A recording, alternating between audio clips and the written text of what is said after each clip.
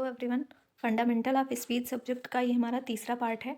इसके पहले 2 पार्ट करवाए जा चुके हैं, तो आइए स्टार्ट करते हैं। आज हम पढ़ेंगे स्टेज ऑफ लैंग्वेज डेवलपमेंट के बारे में। भाषा विकास की अवस्थाएं। भाषा विकास की अवस्थाएं इसमें क्या है, बच्चों की उम्र के हिसाब से होने वाले भाषा विकास का क्रमिक विवरण इस प्रकार है। तो 1 से 3 माह के बच्चे में भाषा का विकास कैसे होता है। तो देखिए, इस उम्र का बच्चा भूख लगने पर प्रारंभ में रोता है और कुछ अर्थहीन ध्वनियाँ भी निकालता है। रोना ही बच्चे की भाषा विकास की पहली अवस्था है। इसके बाद बच्चा कूं कूं की अर्थहीन ध्वनियाँ निकालता है। ये दोनों क्रियाएं कॉइंग व क्विंग कहलाती हैं और 0 से 1 मंथ कॉइंग तथा 2 से 4 मंथ तक क्विंग स्टेज होती है। ये अनैच्छिक होती हैं। 4 से 6 माह के बच्चे, तो इस समय आम तौर पर बच्चे ध्वनियाँ निकालने लगते हैं, जैसे अ, ई, ए, पा, भा, ना, गा, जिनमें कुछ स्वर कुछ व्यंजन शामिल रहते हैं, किंतु बच्चे इनके अर्थ नहीं जानते। ये एक साथ दो दो स्वर या दो दो व्यंजन भी बोलते हैं। पा पा मा, पापा पावा आदि ध्वनियाँ निकालते हैं। इस प्रक्रिया को बैबलिंग कहते हैं। इस प्रक्रिया को क्या कहते हैं? बैबलिंग। आगे की स्टेज आती है 5 से 8 माह के बच्चे। तो 8 माह का बच्चा ल की आवाज़ निकालकर जिसे लॉलिंग कहते हैं। लड़कों की अपेक्षा लड़कियों में भाषा का विकास जल्दी होता है। वे जल्दी ही ध्वनि उत्पादन करने लगती हैं। बच्चों को बच्चे जो होते हैं वो वन वर्ड चाइल्ड कहलाते हैं। 1 वर्ष के बच्चे, तो बैबलिंग स्टेज तक सारे बच्चे एक समान विकास करते हैं, लेकिन HI बच्चे बैबलिंग स्टेज से आगे नहीं बढ़ पाते हैं। 1 वर्ष के बच्चे में पहली बार लिंग्विस्टिक शाइन प्रारंभ होती है। बच्चा पहला शब्द बोलना शुरू करके कुछ शब्दों को एक साथ बोलने का प्रयास करता है। यह अर्थपूर्ण होता है। इनके लिए पापा मामा आदि आसान होता है। 1.5 वर्ष के बच्चे में, तो इस अवस्था के बच्चे कुल 18 से 20 शब्द ही बोल पाते हैं, जिनमें संज्ञा शब्द होते हैं। फिर 2 साल के बच्चे, तो इस आयु के बच्चे 2 शब्द जोड़कर एक वाक्य की तरह बोलते हैं। खाना पीना पानी आदि 2 ध्वनि को जोड़ने लगते हैं। ये संज्ञा शब्द पहले बोलते हैं तथा सर्वनाम एवं क्रिया शब्द बाद में बोलना शुरू करते हैं। इनका शब्द भंडार 100 से 150 शब्द तक होता है। 2.5 साल के बच्चे, तो इस आयु के बच्चे 3 शब्दों को जोड़कर एक साथ वाक्य के रूप में बोलने लगते हैं। इनका शब्द भंडार 450 शब्दों के आसपास होता है। फिर 3 साल के बच्चे, इस उम्र के बच्चे कई छोटे छोटे वाक्यों को एक साथ बोलना शुरू करते हैं। कहानी की तरह वर्णन करने में सक्षम हो जाते हैं। इनका शब्द भंडार 900 के करीब होता है। व्याकरण की शुद्धता बढ़ती है। फिर 3.5 साल के बच्चे जो होते हैं, इनमें कैसे रहता है, तो ये 4 से 5 वाक्यों को जोड़कर एक साथ बोल सकते हैं। 3.5 साल के बच्चे 4 से 5 वाक्यों को जोड़कर एक साथ बोलते हैं। इनका शब्द भंडार कितना होता है? 1200 शब्द होता है। इनका शब्द भंडार 1200 होता है। फिर 4 साल के बच्चे आते हैं, तो ये ज़्यादा अच्छे ढंग से बोलने लगते हैं। ये बच्चे कल्पना के द्वारा मनगढ़ंत कहानियाँ या बातें करने लगते हैं। इनकी भाषाएं सिंपल, कंपाउंड व कॉम्प्लेक्स सेंटेंस शामिल होते हैं। इनका शब्द भंडार 1500 शब्दों का होता है। ठीक, आगे 5 साल के बच्चे आते हैं, तो ये बच्चे स्कूल जाने लगते हैं। ये कॉम्प्लेक्स सेंटेंस ज़्यादा अच्छे ढंग से बोलते हैं। इनका शब्द भंडार 1800 शब्द होता है। 6 साल के बच्चे, इन बच्चों का व्याकरण सही होता है। लिखना बोलना स्पष्ट व शुद्ध होता है। 2000 शब्द बोलने लगते हैं। स्कूल में अपनी बातों को बोलना सीख लेते हैं। फिर आती हैं भाषा विकास के लिए आवश्यकताएं क्या हैं। तो सामान्य बच्चे में भाषा विकास की आवश्यकता निम्न है। वाणी तंत्र, तो उच्चारण तंत्र, वाणी तंत्र, उच्चारण तंत्र। तो सही भाषा विकास के लिए वाणी तंत्र का सामान्य होना चाहिए। वाणी तंत्र जो है सामान्य होना चाहिए। सभी आर्टिकुलेटर्स की संरचना सामान्य होनी चाहिए। आर्टिकुलेटर्स मतलब आपके होठ, दांत, जीभ, तालु आदि। उच्चारण तंत्र के प्रभावित होने पर वाणी विकास सही ढंग से नहीं हो पाता है। अगला है ब्रेन मस्तिष्क।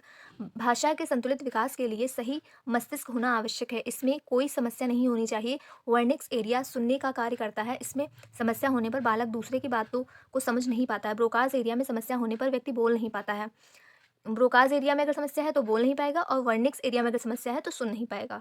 ठीक, इसलिए आवश्यक है कि मस्तिष्क के दोनों एरिया सही हों। इसके अतिरिक्त मस्तिष्क में एसोसिएटेड एरिया होता है, जिसके प्रभावित होने से समझने व्यक्त करने में समस्या होती है।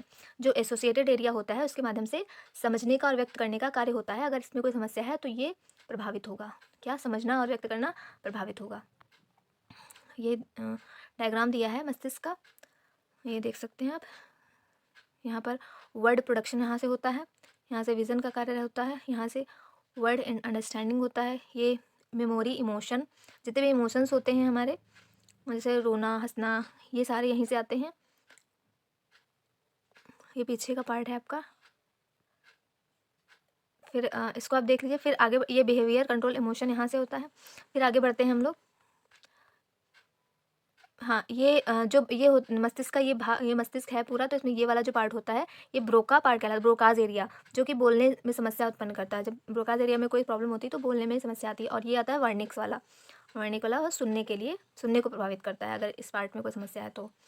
फिर आगे देखते हैं बोलने का अभ्यास। बोलने का अभ्यास तो भाषा विकास के लिए बच्चों को बोलने का अभ्यास स्वयं करना चाहिए। इस कार्य के लिए सभी संबंधियों को मौका देना चाहिए। ऐसे व्यक्तियों के बच्चों में भाषा विकास कम ही हो पाता है जिनके पेरेंट्स लगातार सारा दिन ऑफिस में समय बिताते हैं, क्योंकि बच्चे माता पिता से बोलने का अभ्यास कम कर पाते हैं या नहीं कर पाते हैं।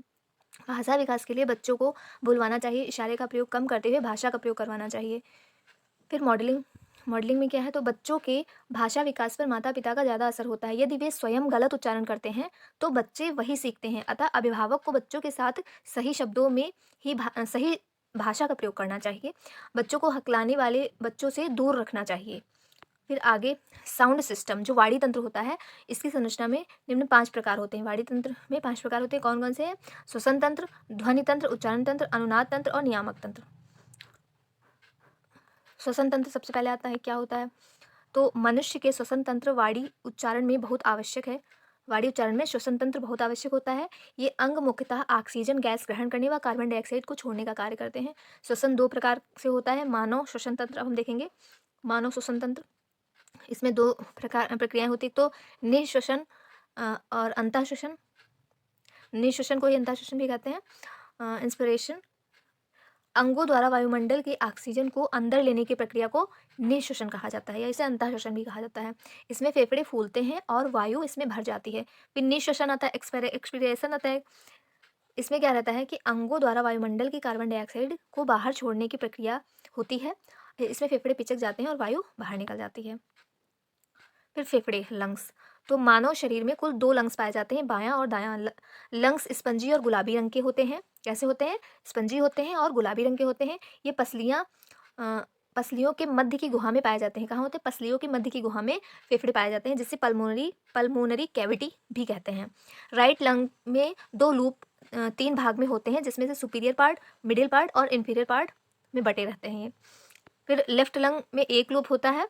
इसके 2 पार्ट होते हैं। कौन से? सुपीरियर और इन्फीरियर।